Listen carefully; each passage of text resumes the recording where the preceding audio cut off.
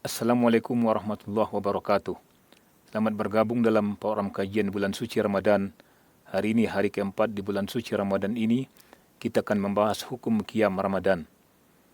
Segala puji bagi Allah Subhanahu wa taala yang dengan karunia-Nya meneguhkan langkah orang yang menempuh jalan ketaatan, yang dengan rahmat-Nya menyelamatkan jiwa yang binasa dan yang memudahkan siapa saja yang Dia kehendaki menuju jalan kemudahan sehingga ia mencintai akhirat. Semoga Allah mencurahkan selawat kepada beliau, keluarga, serta kepada seluruh sahabat dan para tabi'in yang mengikuti mereka dengan kebaikan.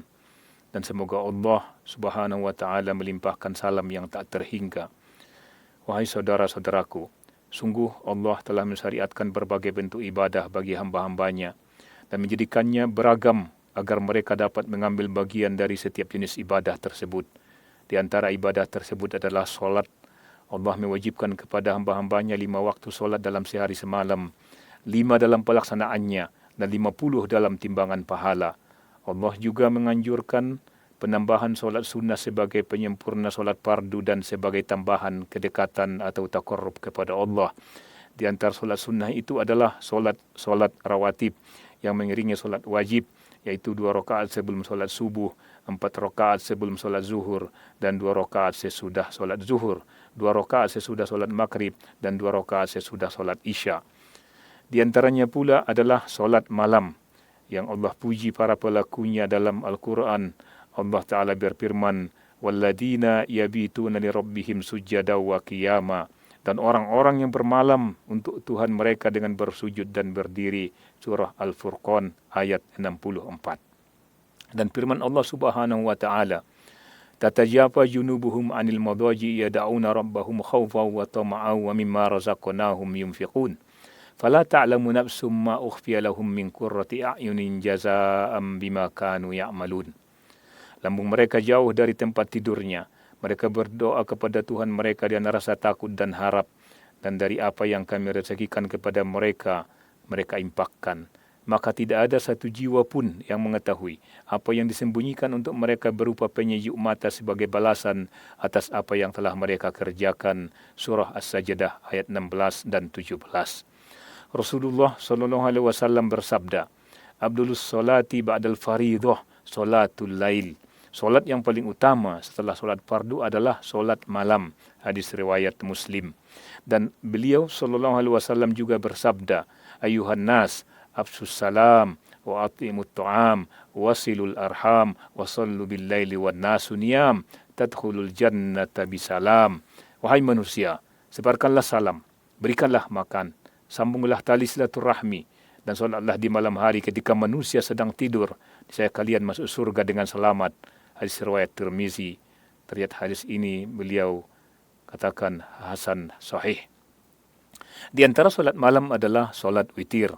Paling sedikit 1 rakaat dan paling banyak 11 rakaat.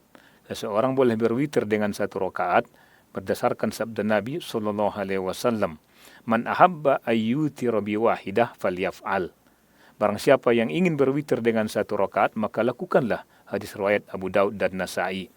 Dan boleh berwitir dengan 3 rakaat berdasarkan sabda beliau SAW, man ahabba yutira bi salasin falyaf'al. Barang siapa yang ingin berwitir dengan 3 rakaat, maka lakukanlah. Hadis riwayat Abu Daud dan Nasa'i. Jika seseorang menghendaki, ia juga boleh mengerjakannya 3 rakaat sekaligus dengan 1 salam. Sebagaimana diriwayatkan oleh At-Tahawi bahwa Umar bin Khattab radhiyallahu anhu berwitir 3 rakaat dan tidak salam kecuali di akhirnya. Jika mau juga, jika seseorang menginginkan juga, seseorang boleh solat 2 rakaat lalu salam, kemudian solat 1 rakaat. Sebagaimana riwayat Bukhari dari Abdullah bin Umar radhiyallahu anhuma bahwa beliau salam antara 2 rakaat dan 1 rakaat pada witir, hingga beliau sempat memerintahkan suatu keperluan. Seseorang juga boleh berwitir dengan 5 rakaat, 7 rakaat dikerjakan berurutan, tanpa duduk dan salam kecuali di rakaat terakhir. Seseorang juga boleh berwitir dengan 9 rakaat dikerjakan berurutan, tidak duduk kecuali pada rakaat ke-8. Pada rakaat itu membaca tasyahud dan berdoa, lalu berdiri tanpa salam untuk mengerjakan rakaat ke-9. Setelah itu duduk membaca tasyahud, berdoa, dan salam. Dan seseorang juga boleh solat 11 rakaat jika mau. Jika seseorang menginginkan, ia juga dan seseorang juga boleh solat witir 11 rakaat dan jika mau. Beliau sallallahu alaihi wasallam setiap 2 rakaat lalu berwitir dengan 1 rakaat. Kita ulangi lagi. Dan seseorang juga boleh solat 11 rakaat. Dan jika mau, beliau sallallahu alaihi wasallam setiap 2 rakaat lalu berwitir dengan 1 rakaat berdasarkan hadis Aisyah radhiyallahu anha. Kana an-nabi sallallahu alaihi wasallam yusalli ma baina ayyafraga min salatil isya ila al-fajr 11 raka'atan yusallim baina kulli raka'ataini wa yutir bi wahidah. Nabi sallallahu alaihi wasallam salat antara selesai isya hingga terbit fajar sebanyak 11 rakaat. Beliau salam di setiap 2 rakaat dan berwitir dengan 1 rakaat. Kita ulangi lagi tentang solat witir ini, bahwa solat witir bisa dikerjakan tadi 3 rakaat, boleh 1 rakaat, dan 5 rakaat, juga 7 rakaat. Dan ada di sini kita ulangi, seseorang juga boleh berwitir dengan 9 rakaat, dikerjakan berurutan. Tidak duduk kecuali pada rakaat ke-8. Pada rakaat itu membaca tasyahud dan berdoa. Lalu berdiri tanpa salam untuk mengerjakan rakaat ke-9. Setelah itu duduk, membaca tasyahud, berdoa, dan salam. Dan seseorang juga boleh solat 11 rakaat. Beliau sallallahu alaihi wasallam salam setiap 2 rakaat. Ya, Rasulullah sallallahu alaihi wasallam salam setiap solat 2 rakaat lalu berwitir dengan 1 rakaat. Berdasarkan hadis Aisyah radhiyallahu anha, kana Nabi sallallahu alaihi wasallam yusalli ma baina ayyafraga min salatil isya ila al-fajr 11 raka'atan yusallim baina kulli raka'atain wa yutir bi wahidah. Nabi sallallahu alaihi wasallam salat antara selesai salat isya hingga terbit fajar sebanyak 11 rakaat. Beliau salam di setiap 2 rakaat dan berwitir dengan 1 rakaat. Hadis riwayat Bukhari, Muslim, Abu Daud, Nasai, Ibnu Majah. Solat malam di bulan Ramadan memiliki keutamaan dan keistimewaan dibandingkan solat malam di bulan-bulan lainnya. Nabi sallallahu alaihi wasallam bersabda, "Man qama Ramadan imanan wa ihtisaban ghufira lahu ma taqaddama min dzambi." Barang siapa melaksanakan qiyam Ramadan dengan iman dan mengharap pahala, maka diampuni dosa-dosanya yang telah lalu. Hadis riwayat Bukhari dan Muslim. Makna dengan iman adalah beriman kepada Allah dan pahala yang Allah sediakan bagi orang-orang yang menegakkannya. Sedangkan makna mengharap pahala adalah mengerjakannya semata-mata untuk mencari pahala dari Allah. Tidak didorong oleh ria, ingin dipuji, mengharap harta atau mengejar kedudukan. Qiyam Ramadan mencakup solat di awal malam maupun di akhir malam.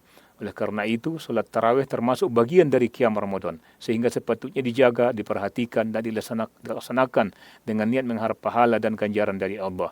Ia hanyalah malam-malam terbatas, malam-malam yang terbatas yang dimanfaatkan oleh seorang mukmin yang berakal sebelum kesempatan itu berlalu. Solat ini dinamakan tarawih karena pada masa awal, orang-orang melaksanakannya dengan bacaan yang sangat panjang, sehingga setiap selesai 4 rakaat mereka beristirahat sejenak. Rasulullah SAW adalah orang pertama yang mensyariatkan solat tarawih berjamaah di masjid. Kemudian beliau meninggalkannya karena khawatir solat tersebut akan diwajibkan atas umatnya. Dalam hadis sahih dari Aisyah radhiyallahu anha disebutkan bahwa Nabi sallallahu alaihi wasallam salat di masjid pada suatu malam dan beberapa orang ikut salat bersamanya. Pada malam berikutnya beliau salat lagi dan jamaah semakin banyak.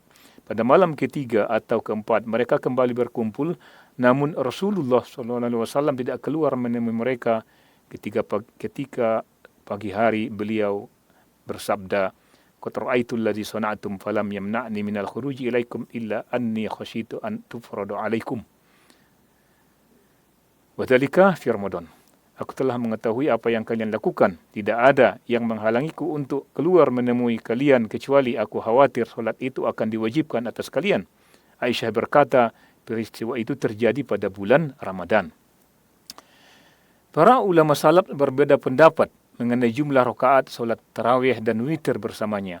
Ada yang mengatakan 41 rakaat, ada yang mengatakan 39, 29, 23, 19, 13, 11 dan pendapat-pendapat lainnya.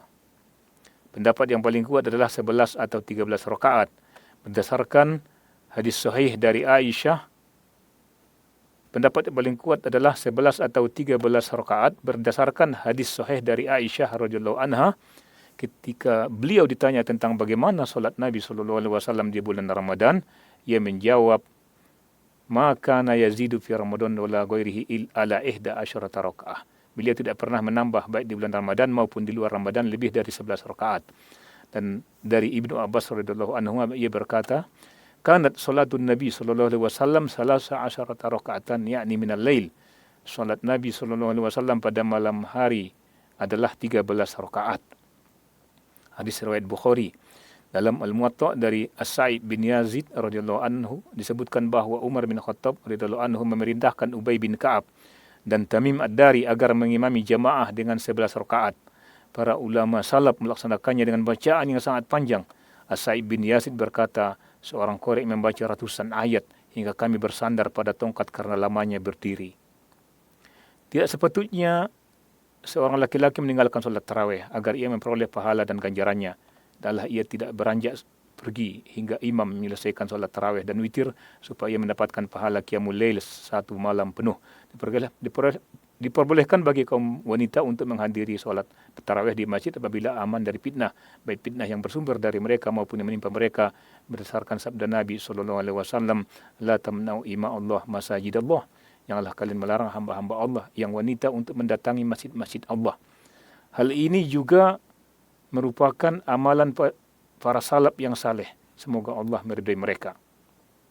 Namun kaum perempuan, kaum wanita wajib keluar dengan menutup aurat, berhijab dengan sempurna, tidak bertabarruj, tidak memakai wangian, tidak mengeraskan suara, dan tidak menampakkan perhiasan berdasarkan firman Allah Ta'ala, wala yubdina zinatahunna illa ma dhahara minha, dan janganlah mereka menampakkan perhiasannya kecuali yang biasa tampak darinya. Adapun yang tampak dan tidak mungkin disembunyikan adalah pakaian luar seperti jilbab dan abaya serta yang semisalnya.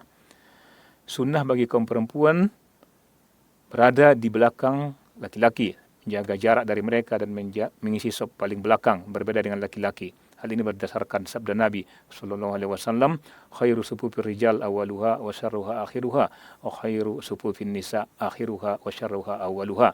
Sebaik-baik sop laki-laki adalah yang paling depan dan seburuk-buruknya adalah yang paling belakang. Dan sebaik-baik sop perempuan adalah yang paling belakang dan seburuk-buruknya adalah yang paling depan. Hadis riwayat Muslim. Hendaknya kaum perempuan segera keluar dari masjid setelah imam selesai salam dan tidak berlama-lama kecuali karena uzur. Ya Allah, berilah kami taufik sebagaimana yang Engkau telah memberi taufik kepada kaum yang Engkau ridhoi. Ampunilah kami, kedua orang tua kami, dan seluruh kaum muslimin dengan rahmat-Mu, wahai yang Maha Penyayang. Ya Allah, berilah taufik kepada kami untuk mengikuti salat qiyam, melaksanakan qiyamul lail di bulan Ramadan yang mulia ini. Dan ikhlaskan niat kami, ya Allah, bahwa kami mengikutinya karena iman dan mengharap pahala dari sisi-Mu, ya Arhamar Rahimin. Ya Allah, jadikanlah kami dari hamba-hamba-Mu yang diampunkan dosa mereka pada bulan Ramadan yang mulia ini. Sungguhnya Engkau Maha Pengampun lagi Maha Penyayang. Ya Allah, terimalah taubat kami. Jadikanlah kami, ya Allah, dalam golongan, masukkanlah kami, ya Allah, dalam golongan hamba-hamba-Mu yang bertaubat kepadamu, dan Engkau terima taubatnya. Sesungguhnya Engkau, ya Allah, Maha menerima taubat dan Maha pengasih. Rabbana atina fid dunya hasanah wa fil akhirati hasanah wa qina adzabannar. Semoga salawat dan salam semoga tercurah kepada Nabi kita Muhammad sallallahu alaihi wasallam, kepada keluarga dan seluruh sahabat beliau. Demikianlah kajian kita pada hari ini. Ikuti kajian selanjutnya besok di waktu yang sama. Assalamualaikum warahmatullahi wabarakatuh.